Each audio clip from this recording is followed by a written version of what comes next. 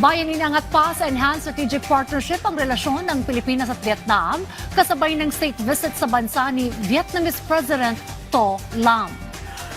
Magbubukas ito ng mas malawak at matatag na kooperasyon ng dalawang bansa sa larangan ng depensa, ekonomiya at people-to-people ties. Ayon kay Pangulong Ferdinand R. Marcos Jr., highlight ito sa relasyon ng dalawang bansa na nataon sa selebrasyon ng ika-5 dekada ng diplomatic relations ng Vietnam at Pilipinas. Yan ang ulat ni Carlo Candelaria.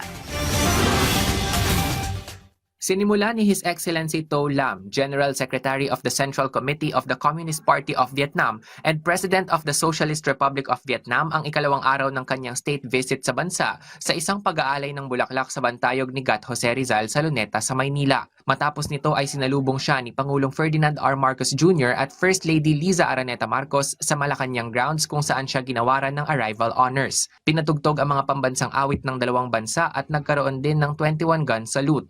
Isa-isa ring ipinakilala sa mga heads of state ang mga miyembro ng kanilang mga gabinete. Matapos nito ay tumungo na ang dalawang leader sa palasyo kung saan pumirma sa guest book si President To Lam. Sumunod dito ay nagsimula na ang bilateral meeting sa pagitan ng Pilipinas at Vietnam sa state dining room ng palasyo. Binigyan diin ni Pangulong Marcos ang kahalagahan ng partnership ng Pilipinas at Vietnam na kaisa-isang strategic partner ng Pilipinas sa Southeast Asia na ngayon ay mas pinaigting pa sa pagkakaroon ng isang enhanced strategic partnership. There is no doubt that the Philippines and Vietnam share a common interest in maintaining peace, stability, and a rules-based order in our region anchored firmly on international law, including the 1982 UNCLOS.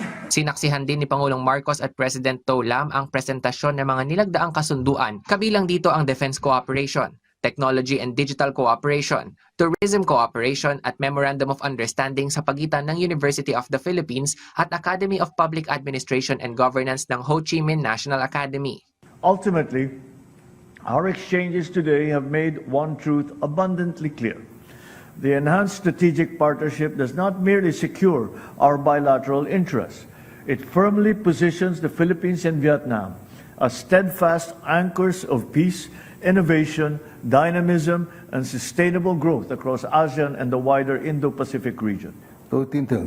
I am fully confident that given our common resolve and vision, Vietnam and the Philippines will add further depth, substance and effectiveness to our enhanced strategic partnership for the interests of our two peoples and to contribute to peace, stability, cooperation and development in the region and beyond. Sa darating na Hulyo ay ipagdiriwang ng Pilipinas at Vietnam ang ika-50 anibersaryo ng diplomatic relations ng dalawang bansa. Carla Luis Candelaria para sa Pambansang TV sa Bagong Pilipinas.